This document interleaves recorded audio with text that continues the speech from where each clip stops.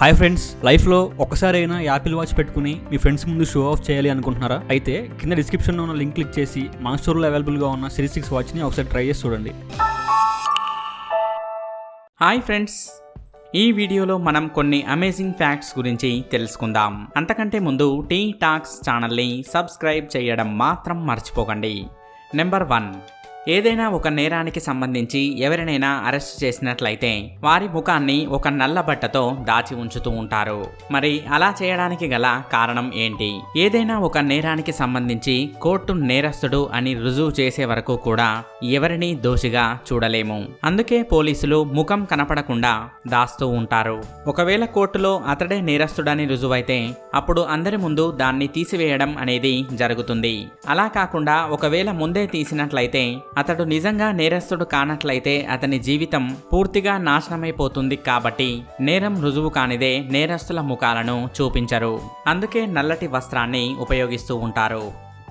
Number 2, scuba divers నీటిలోకి దిగేటప్పుడు వారి యొక్క కళ్ళద్దాలపై ఉమ్ముతూ ఉంటారు. ఎందుకు? చలికాలంలో ఎలాగైతే రోడ్డుపై వెళ్తున్నప్పుడు వాహనం యొక్క అద్దాలపై ఫాగ్ అనేది పడుతుందో అలాగే స్కూబా డైవర్స్ నీటిలోకి దిగినప్పుడు వారి యొక్క కళ్ళద్దాలపై కూడా అలాంటి లేయరే ఏర్పడుతుంది. అలా ఏర్పడకుండా ఉండటానికే స్కూబా డైవర్స్ అద్దాలపై ఉమ్ముతూ ఉంటారు.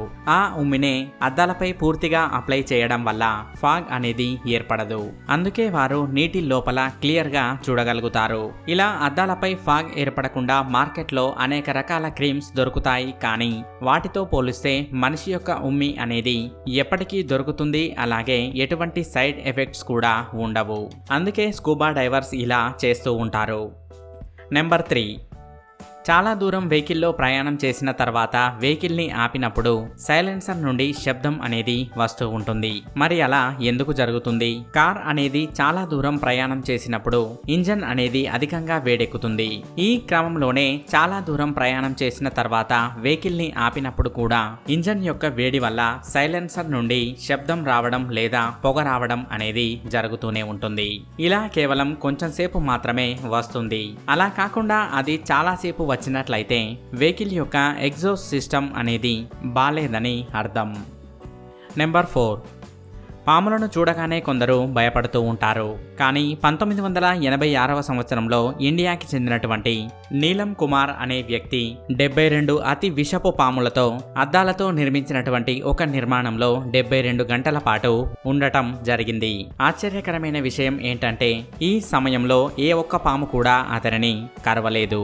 ఇలా ఆయన ఒక వరల్డ్ రికార్డ్ని క్రియేట్ చేశాడు. ఇలా చేయడం వల్ల ఆయన ఏం చెప్పదలుచుకున్నాడంటే పాములు కూడా వాటిని ఏమీ చేయకుంటే ఎటువంటి హాని తలపెట్టవని, వాటికి అపాయం అని అనిపించినప్పుడు మాత్రమే అవి దాడి చేస్తూ ఉంటాయి. అందుకే వీటిని చూసి భయపడకుండా వీటిని సరైన విధానంలో ఎలా హ్యాండిల్ చేయాలో తెలుసుకోవాలి అని ఈయన తెలియజెప్పాడు. నెంబర్ 5, ఈ ఇమేజ్లో చూసినట్లయితే హోండరస్లోని చోలుటేకా బ్రిడ్జ్ అనేది కనిపిస్తుంది. దీనిని 1998వ సంవత్సరంలో నిర్మించడం జరిగింది.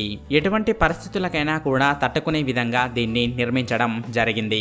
అయినా కూడా ఇప్పుడు ఇది ఏమాత్రం ఉపయోగకరంగా లేదు.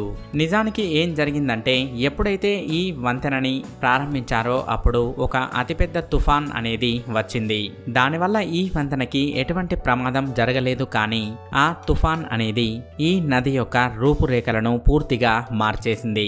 దానివల్ల ఇప్పుడు ఈ నది ఈ ఇమేజ్ లో చూపించిన విధంగా ఆ వంతెన కింది నుండి కాకుండా ఒక పక్క నుండి ప్రవహిస్తూ ఉంటుంది. నెంబర్ 6, నౌకాశ్రయాన్ని హిందీలో బందర్గాహ్ అని పిలుస్తూ ఉంటారు. మరి బందర్ అంటే కోతి కదా, నౌకాశ్రయాన్ని హిందీలో అలా ఎందుకు పిలుస్తారు? నిజానికి బందర్గాహ్ అనేది ఒక పార్సీ పదం. ఇక అరబిక్లో దీని అర్థం బందర్ ఆయా హై. నిజానికి అరబిక్లో బందర్ అంటే సముద్ర తీరం అని అర్థం. ఇక గాహ్ అంటే ఒక ప్రత్యేకమైన ల్యాండ్ అని అర్థం. నిజానికి సముద్రంలో చాలా అంచులు ఉంటాయి. కానీ నౌకాశ్రయం అనేది అతి ప్రత్యేకమైన ప్రాంతంలో మాత్రమే నిర్మించబడుతుంది. ఎందుకంటే అక్కడ నీటి లోతు అనేది ఎక్కువగా ఉండాలి. అలా ఉన్నప్పుడే నౌకలు అనేవి అత్యంత బరువుగా ఉన్నా అక్కడ ఆగగలుగుతాయి. నెంబర్ 7, ప్రపంచంలోని పెద్ద పెద్ద కంపెనీలైనటువంటి నెట్ఫ్లిక్స్ మరియు గ్లాస్ డోర్ అనే కంపెనీలు తమ ఉద్యోగులు సెలవు పెట్టినా కూడా ఎటువంటి శాలరీని కట్ చేయవు. అలాగే సంవత్సరంలో ఎన్ని సెలవులైనా తీసుకోవచ్చు. అలాగని నెలల తరబడి సెలవులు తీసుకోవడానికి అవకాశం లేదు. కానీ ఒక రీసెర్చ్లో తెలిసింది ఏంటంటే ఇలా చేయడం వల్ల ఆ కంపెనీ యొక్క ఉద్యోగులందరూ కూడా అత్యంత యాక్టివ్గా పనిచేయడమే కాకుండా వారి కంపెనీ యొక్క ఉత్పత్తి అనేది పెరుగుతుందని, అలాగే కంపెనీ యొక్క ఎంప్లాయీస్ అందరూ కూడా అత్యంత సంతోషంగా ఉండగలుగుతారు. నెంబర్ 8. కొన్ని రోజుల క్రితం భోపాల్లో పెట్రోల్ అమ్మడం అనేది ఆపివేయడం జరిగింది. అలా చేయడానికి గల కారణం ఏంటంటే కొన్ని రకాల పెట్రోల్ పంప్స్లో పెట్రోల్కి సంబంధించిన మెషిన్స్ అనేవి అతి పురాతనమైనవి కావడం వల్ల దానిలో రేట్ చూపించే దగ్గర 3 డిజిట్స్ అనేవి రావు. కొన్ని రోజుల క్రితం అక్కడ పెట్రోల్ 1 లీటర్కి 100 రూపాయలు దాటింది కాబట్టి 3 డిజిట్స్ చూపించకపోవడం వల్ల పెట్రోల్ అమ్మడం అనేది ఆపివేయడం జరిగింది. ఇక ఎప్పుడైతే పెట్రోల్ ధర 2 డిజిట్స్ లోకి మారిందో అప్పటి నుండి మళ్ళీ పెట్రోల్ అమ్మడం అనేది ప్రారంభించారు. నెంబర్ 9. మధ్యప్రదేశ్లోని అస్లాం బాబా అనే ఒక వ్యక్తి ఎవరి చేయినైతే తాను ముద్దు పెట్టుకుంటాడో వారికి కరోనా రాదని తెలియజేయడం జరిగింది. అలా చెప్పడం వల్ల ప్రజలందరూ కూడా ఆయన దగ్గరికి తండోపతండాలుగా వెళ్లడం జరిగింది. కానీ ఆశ్చర్యకరమైన విషయం ఏంటంటే ఆ బాబాకే కరోనా సోకింది.